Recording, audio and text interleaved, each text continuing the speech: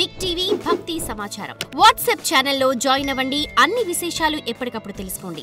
దీనికి చెయ్యాలి శరన్నవరాత్రులు అంటే మిగిలిన పిపీలికాది పర్యంతంలో వాటికి షడూర్ములతోటి జీవనం వెళ్ళిపోతుంది.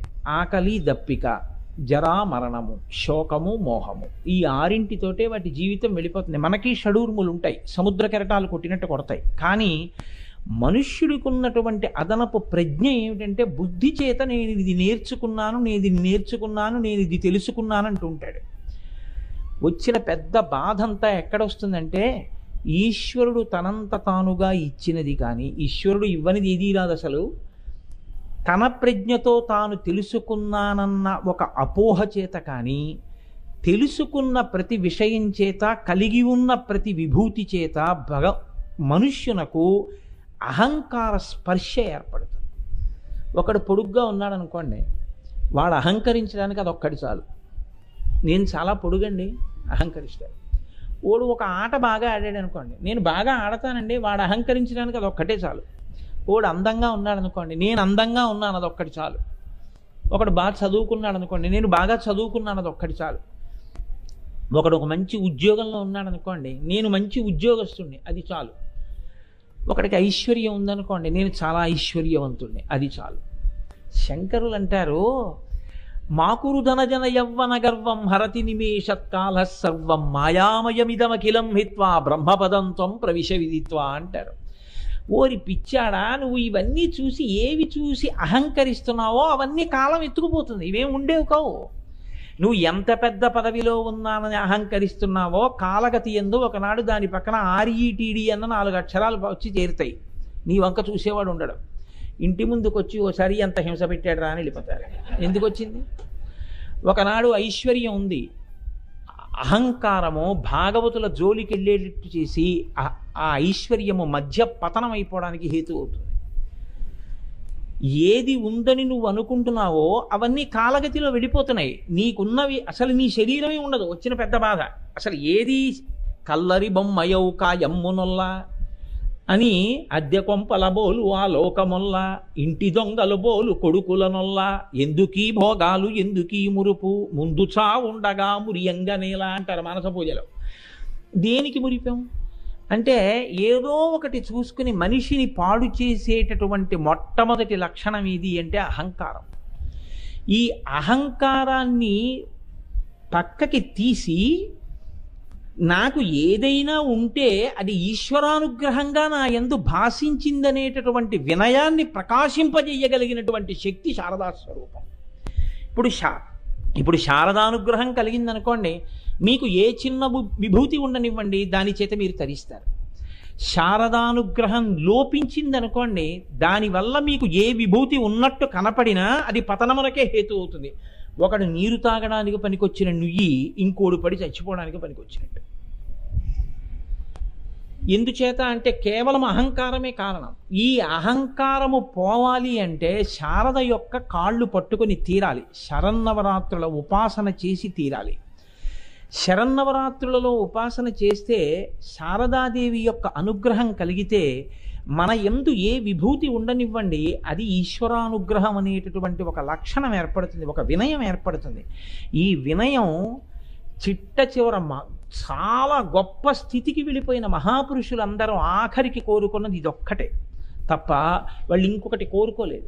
నాకు ఈ వినయం నిలబడిపోతే చాలని కోరారు. మీరు చూడండి, దానికి వ్యతిరేకం కట్టకడపటి మెట్టు మీద ఎవడుంటాడో కింద ఖాళీ డబ్బాకి చప్పుడు ఎక్కువ అని ఎవరు అట్టడుగునుంటారో వాళ్ళు అన్నీ నేనేనా అంత మొనగాడు ఎక్కడని మాట్లాడతాడు. అంటే పైకి ఎన్ని ఉన్నాయని కనపడుతున్నా అన్నీ వాడిని పాడు చెయ్యడానికి ఉన్నవే తప్ప వాడికి పనికొచ్చేవిగా లేవు. ఏమి కారణం? ఒక్కటే కారణం, ఆ పక్కన అహంకార స్పర్శ ఉంది. అహంకార స్పర్శ ఉన్నంతకాలం మీలో ఏ విభూతి ప్రకాశించినా అది అభ్యున్నతికి హేతువు కాలేదు. చిట్ట చివరికి అది పాడు చేయడానికే పనికొస్తుంది.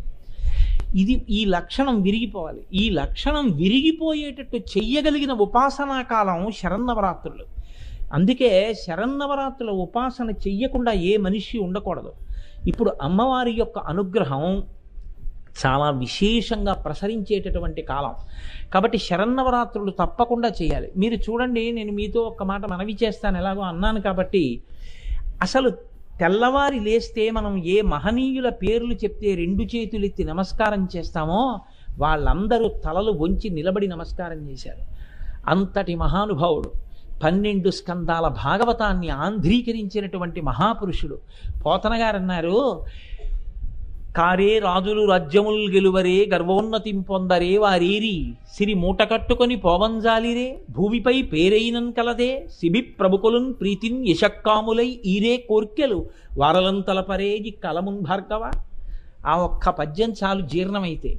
ఇలా ఇలా చెయ్యి చూపించుకొని మేం ధరణీపుతలం, మేము ఈ సామ్రాజ్యాలన్నీ గెలిచాం, మేము పరిపాలకులం అన్న వాళ్ళు ఏరి ఇవ్వాల? కనీసం వాళ్ళ పేర్లు ఉన్నాయా? వాళ్ళ విగ్రహాలు ఉన్నాయా? ఏమున్నాయి? ఎక్కడున్నారు చరిత్రలో?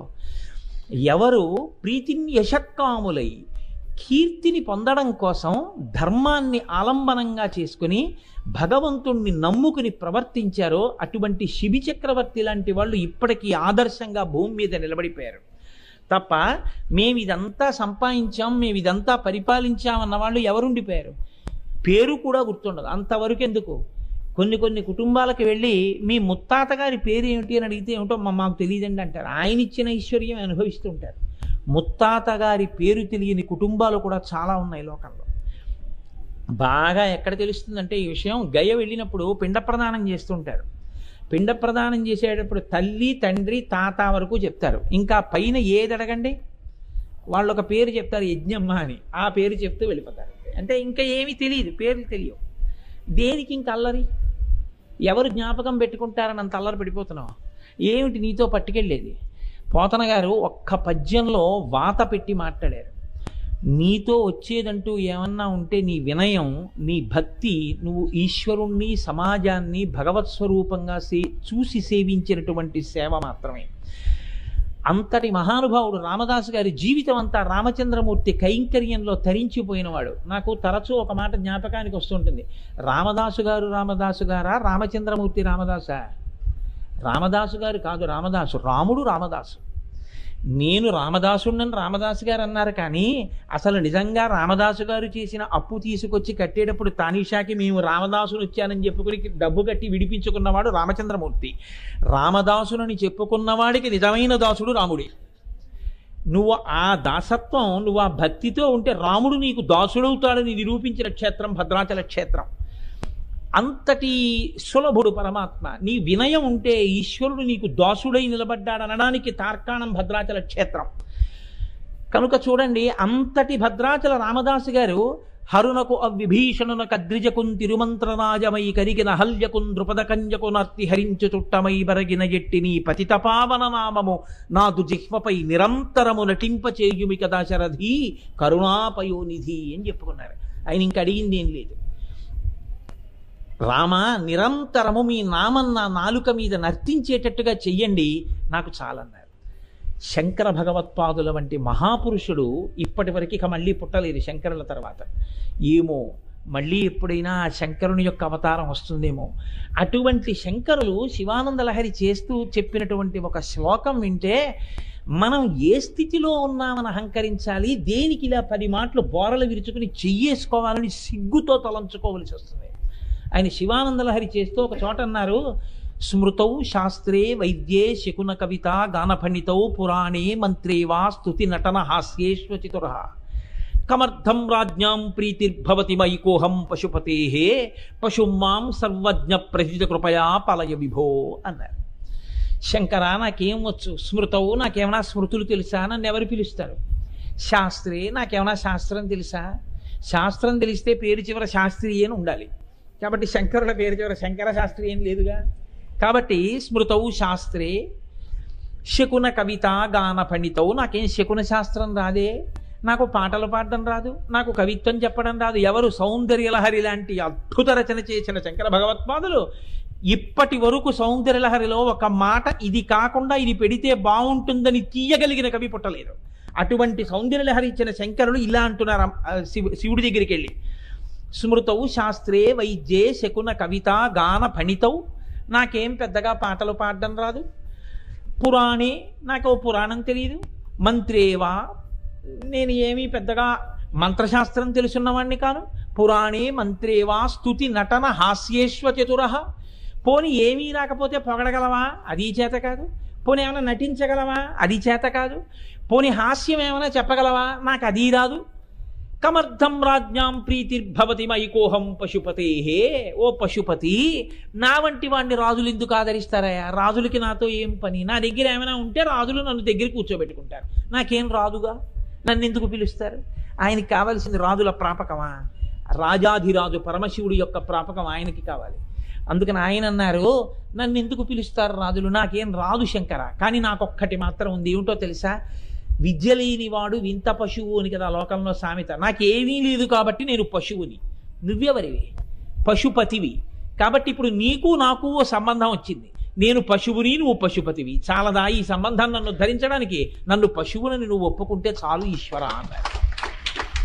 శంకర భగవత్పాదులంతటి మహానుభావుడు ఎవరిని చూస్తే శృతి స్మృతి పురాణానాం ఆలయం కరుణాలయం నమామి భగవత్పాద శంకరం లోకశంకరం అని నమస్కారం చేస్తున్నామో అటువంటి మహాపురుషుడు శివానంద లహరిలో ఈ మాట చెప్పుకున్నారు. పరాచర భట్టర్లు శ్రీగుణరత్న కోశం చేస్తూ అత్యద్భుతమైన శ్లోకం ఒకటి అంటారు. స్తోతారం తముశంతి దేవి కవయో యో విస్పృణీతే గురుణాన్ స్తోతవ్యస్య తతశ్చతే స్తుతిధురామయ్యేవ విశ్రామ్యతి యస్మాత్తస్మదమర్షిణీయ పండితి స్వీకారతస్తే గుణాః క్షాంత్యౌదార్య దయా దయో భగవతి స్వాంప్రస్తు వీరాన్ ప్రథాన్ అంటారు. లక్ష్మీదేవితో మాట్లాడుతున్నారు పరాశర భట్టర్లు. అమ్మా, నీ యొక్క గుణములను చెప్పడం ఎవరికైనా సాధ్యం అవుతుందా? ఎవ్వరికి సాధ్యం కాదు కదా తల్లి.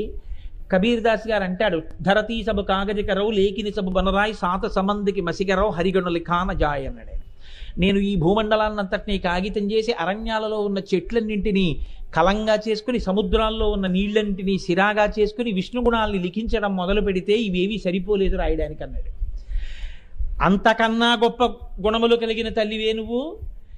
నీ పేరు చెప్తే ఆయన కవచాలు కూడా పిట్లిపోతాయే. ఎందుకంటే పరాశర భట్టర్లే అంటారు చోట, యద్భ్రూభంగా ప్రమాణం స్థిరచరచనాతారతం ఏ మురారే వేదాంతాహ తత్వచింతాంబురభిదురసి యత్పాద చిహ్నైత్తరంతి భోగోపోద్ఘాత కైళీచులికిత భగవద్వైశ్వరూప్యానుభావ సానశ్రీహి అస్పృణీతాం అమృతలహరిధీలంఘనీయై అపాంగై యత్యావత్తవ వైభవం తదుచిత స్తోత్రాయ దూరే స్పృహ స్తోతుం కేవయం యచ్చరశ్చర్జుః ప్రాంచో విరించాదయః అప్యేవం తవ దేవి వంగ్మనసయోః భాషానభిజ్ఞం పదం కావాచ ప్రయతామహే కవయితుం స్వస్తి ప్రశస్తై గిరాం అంటూ, అమ్మా నీ పేరు చెప్తే చాలమ్మా శ్రీ మహావిష్ణువు పొంగిపోతే ఆయన కట్టుకున్న కవచాలు పిట్లిపోయాయమ్మా అన్నారు.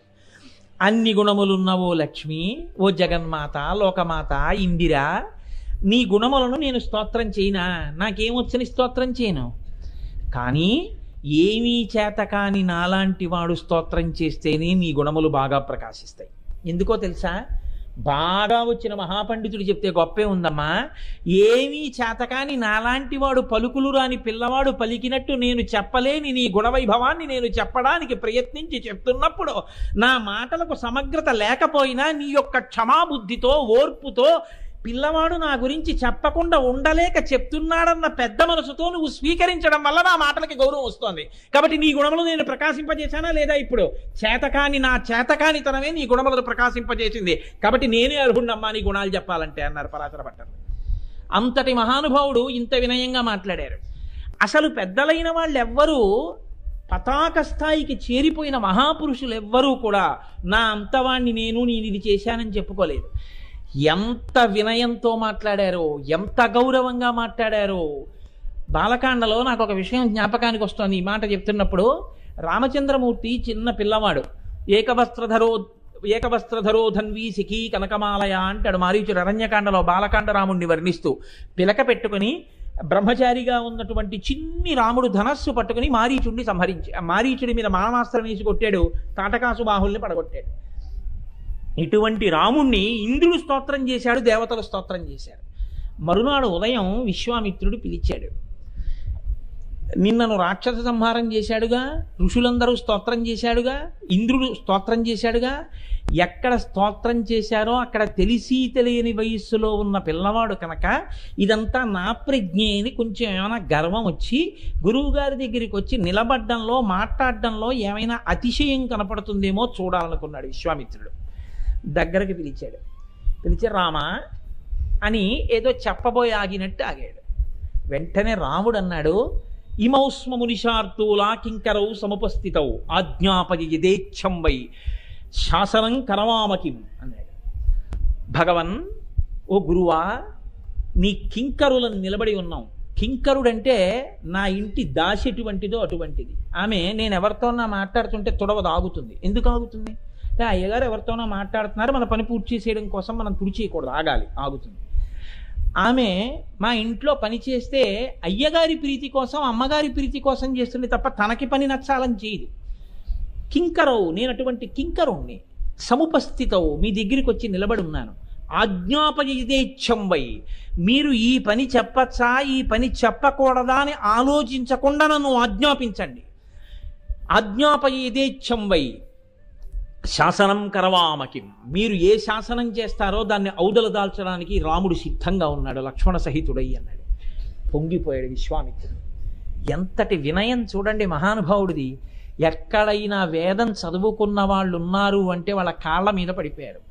రామాయణం చదవడం, రామాయణం అర్థం కావడం అంటే అంత తేలిగ్గా అర్థమైపోయింది, రామాయణం చెప్పేశాను నేనని చెప్పుకోకూడదు. కొందరి మాటలు వింటే సిగ్గుతో చచ్చిపోతాం. మనకేం తెలుసు రామాయణం, మనకేం తెలుసు రామాయణం గురించి, అసలు వాళ్ళకు అర్థమైంది రామాయణం అంటే. మనకేం తెలిసిన రామాయణం చెప్పామని చెప్పుకోగలం. రామాయణంలో 4 శ్లోకాలు తెలిస్తే రామాయణం తెలిసినట్టే. చంద్రశేఖరేంద్ర సరస్వతి స్వామి నడిచే దేవుడు, మహానుభావుడు, కంచికామకోటి పీఠాధిపతులుగా ఉన్నటువంటి మహాపురుషుడు, ప్రాతస్మరణీయులు, సద్గురు, అపర శంకరులు.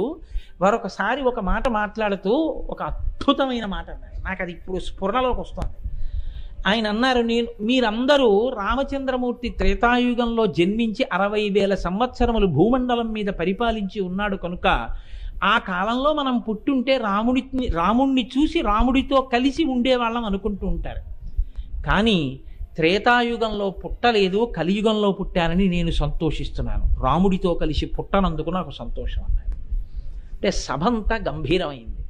అదేమిటి, తెల్లవారి లేస్తే ధర్మం గురించి మాట్లాడే పరమాచార్య రాముడితో కలిసి నేను పుట్టకపోవడం, రాముడిని చూడకపోవడం నా అదృష్టం అంటారేమిటి అని ఆశ్చర్యపోయారు. ఒక్క క్షణం ఆగి ఓ నవ్వు నవ్వి పరమాచార్యుల వారు అన్నారు, నేను ఒక మఠాధిపతిని కదా, కంచికామకోటి పీఠాధిపతులు జగద్గురు శంకరాచార్య అని నన్ను పిలుస్తారు కదా. త్రేతాయుగంలో నేను పుట్టి ఉండి ఉన్నట్లయితే కంచికామకోటి పీఠాధిపతులు జగద్గురువులు అని నన్ను పిలిచేటప్పటికి నేను ఎక్కడైనా కనపడితే, నేను ఎన్ని మాటలు కనపడితే అన్ని మాటలు రాముడు నాకు నమస్కారం చేసి ఉండేవాడు. కలియుగంలో పుట్టాను కాబట్టి నేను రాముడికి నమస్కారం చేయగలుగుతున్నాను. ఇది నా అదృష్టం, త్రేతాయుగంలో పుట్టకపోవడం అన్నారు. ఆయనకి అర్థమైంది రామాయణం.